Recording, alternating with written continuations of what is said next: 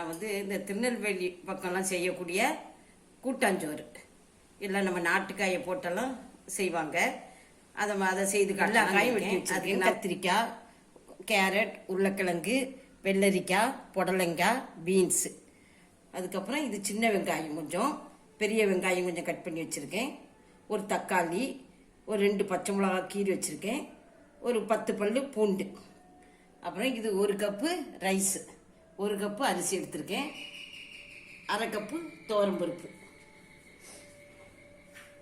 இப்போ ஒரு குக்கர் வச்சுருக்கேன், அதில் நம்ம தேவையான அளவு எண்ணெய் விட்டுக்கலாம். சரி சரி. இப்போ நான் இதில் வந்து கடுகு, கொஞ்சம் கடலைப்பருப்பு, ஒரு 2 வரமிளகா கிள்ளி வச்சுருக்கேன், கொஞ்சம் வெந்தயம், இதெல்லாம் போட்டு நம்ம இப்போ கடுகு நல்லா பொரிஞ்சிருச்சு. பச்சை மிளகா, கருவேப்பிலை, இப்போ பூண்டு போடுறேன். பூண்டு ஒரு 10 பல்லு பூண்டு வச்சுருக்கலாம், அதை போடுறேன். இப்போ சின்ன வெங்காயம், இந்த பெரிய வெங்காயம்,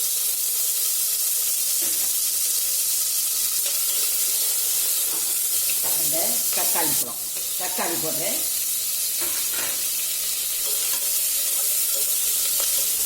இப்போ நம்ம நறுக்கி வச்சுருக்க காய்கறி எல்லாத்தையும் போட்டுக்கலாம். பீன்ஸ், புடலங்காய், வெள்ளரிக்காய், கத்திரிக்காய், உருளைக்கிழங்கு, கேரட்.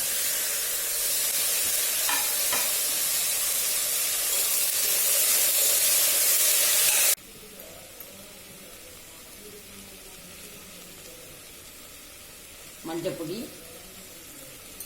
சாம்பார் பொடி, நீங்கள் சாம்பார் பொடி இல்லைன்னா கொத்தமல்லி பொடியும் தனியாக வத்தல் பொடியும் போட்டுக்கலாம். நான் சாம்பார் பொடி ஒரு 2 ஸ்பூன் போடுறேன். போட்டு அதையும் நல்லா நம்ம கலந்து வச்சுக்கலாம்.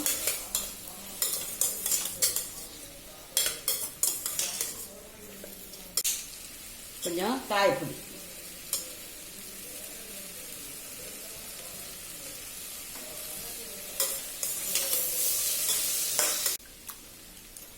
கொஞ்சம் நம்ம கொஞ்சம் புளி தண்ணி விட்டுக்கலாம்.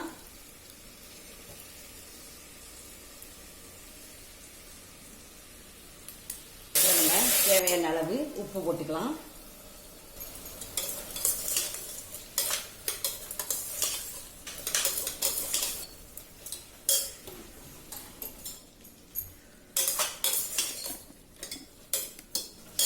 இப்போ நான் இந்த கப்பில் அரிசியும் பருப்பு எடுத்தேன். 1/2 கப்பு, 1 கப்பு அரிசி, 1/2 கப்பு பருப்பு, அப்படி நான் வந்து இதில் 1/2 கப்பு எடுத்துருக்கேன். இப்போ இதில் வந்து 3 கப்பு நம்ம தண்ணி விடலாம்.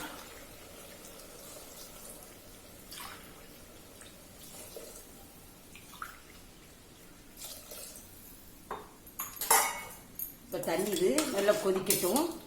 அதுக்கிடையில் நான் வந்து ஒரு 2 டேபிள் ஸ்பூன் தேங்காய் எடுத்திருக்கேன். இதை நம்ம துருவியும் போடலாம், அரைச்சும் போடலாம். நான் இப்போ இதை அரைச்சிட்டு போட போகிறேன். அரைச்சிட்டு வரேன். இந்த தேங்காவை நம்ம போட்டுக்கலாம்.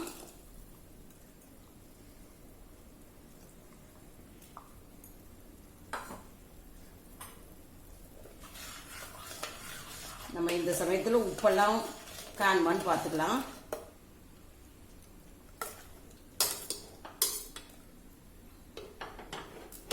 கொஞ்சம் உப்பு போடுறேன். கொத்தமல்லி கீரை,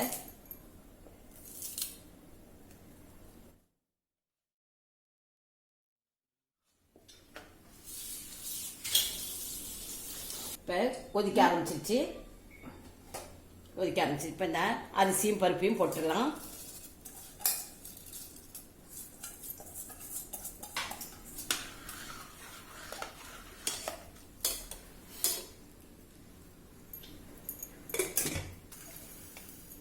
ஒரு 2லேருந்து ஒரு 3 விசில் வரட்டும், பார்க்கலாம் அதுக்கப்புறம் எப்படி இருக்குன்ட்டு. இப்போ விசில் அடங்கிட்டு பாருங்க, பார்ப்போம்.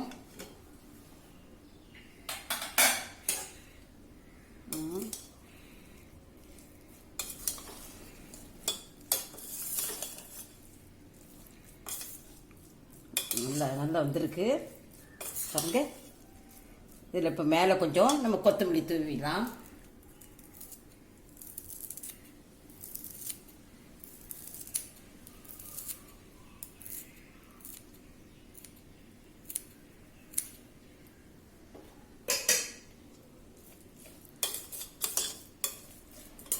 செய்து பாருங்கள், நல்லா இருக்குது.